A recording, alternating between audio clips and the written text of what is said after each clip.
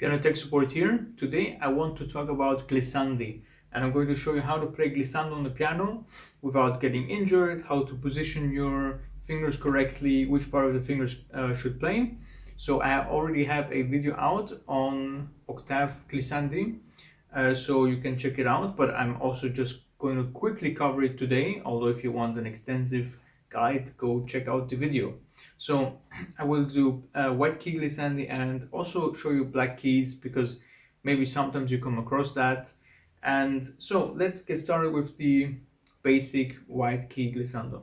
So this is the part, so you should be playing with the nail. Don't be playing with the finger, because that's how you slice your skin open. You don't want any of that. So play with the nail. It would be beneficial to have a bit of longer nails for this, just because, so as I can show you, for example, we go up, let's say with the middle finger here, the third finger. As you can hear, there's a bit of a nail sound. That is because that is the exact part that should be hitting the key, is right there. So you don't want to be playing with your knuckle or anything like that. Just really the nail, because the nail you will not feel any injury or pain. So like this. So this is very easy how to do a glissando up, and as you can see, everything well, because I play with the nail, so I don't feel anything. Let's go through other fingers theoretically. I mean, I don't know the scenario, but just to show you that it doesn't really matter which finger you choose. Of course, if you go up like this, like a simple glissando, the third finger is quite useful, and if you want, you can also position your thumb like this and sort of give it a bit of support. But personally, me, I like to do just like this. Okay, very easy, no pain, perfect positioning means you don't feel anything. Now let's go through, well, if you're going down, you might choose a different finger, of course, because the third doesn't work really. So down, normally we use the thumb. So position the thumb like this, which is a bit angled, as you can see, like this. And play with the tip, with the nail again. So no finger, just the nail. I'll demonstrate. And as you can see, I actually support my thumb with the second finger like this. Looks like this. And this is very useful, because if you do like thumb open, it also works, but it doesn't feel as stable. So if you do like this, you close, and then you position like that. This is very comfortable and very safe, and again, damage free, because you play with the nail.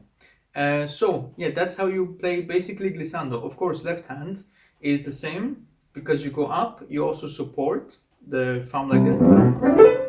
Yeah. Whoops.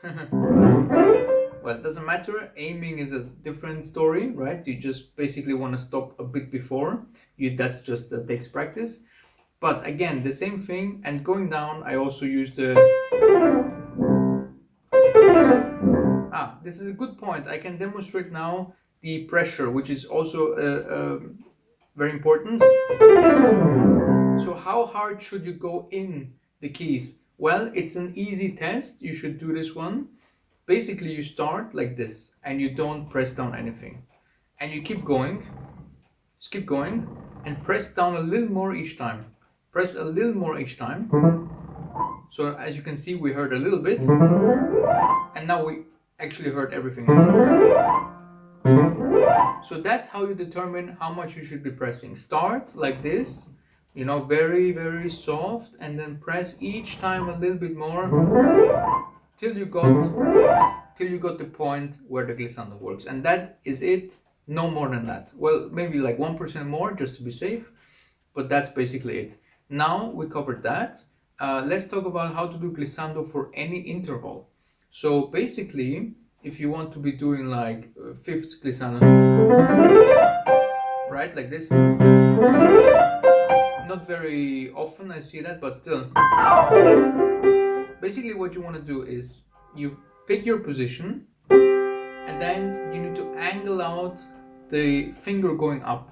So in this case the pinky should be angled like this, because the pinky is going to be the one that leads, and the thumb in this case is going to be dragged, because we can actually not play up like this. If you can see, we cannot go up like this.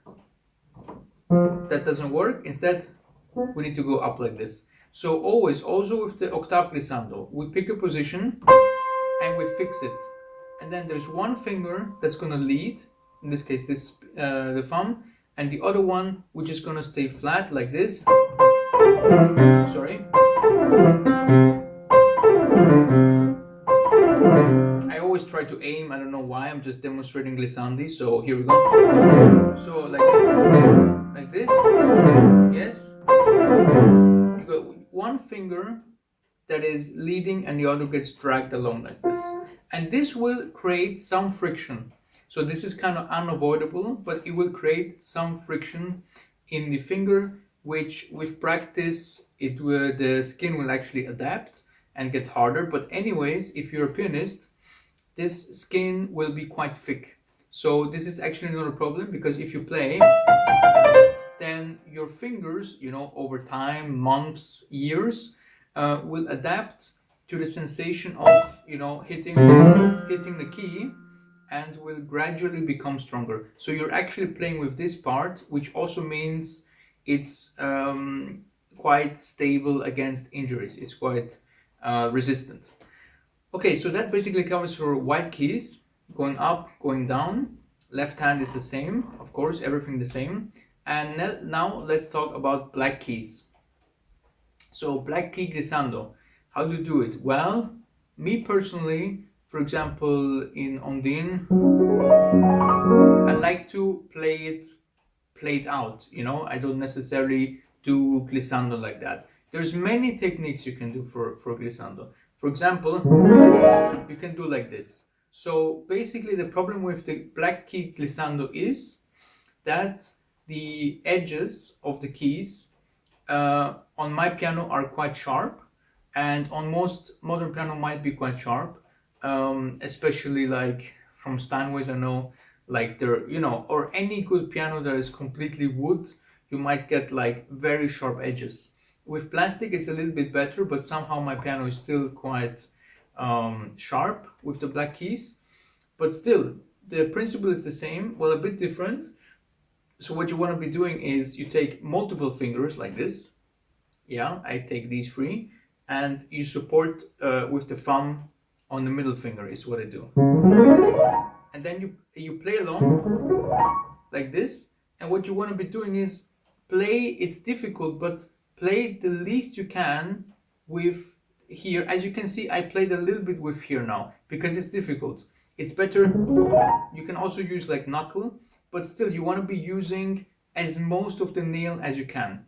So this is actually less safe than white key glissando, because the area of the key does not really allow you to perfectly play always with the nail. So it's a bit tricky. You can also, of course, use something like this,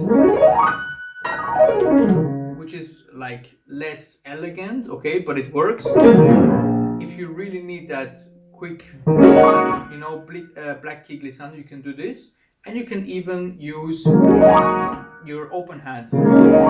As you can see now, a bit from the using the other techniques, of course, that will leave a mark, but that's completely fine, because it's not an injury. And like this you can do also open hand.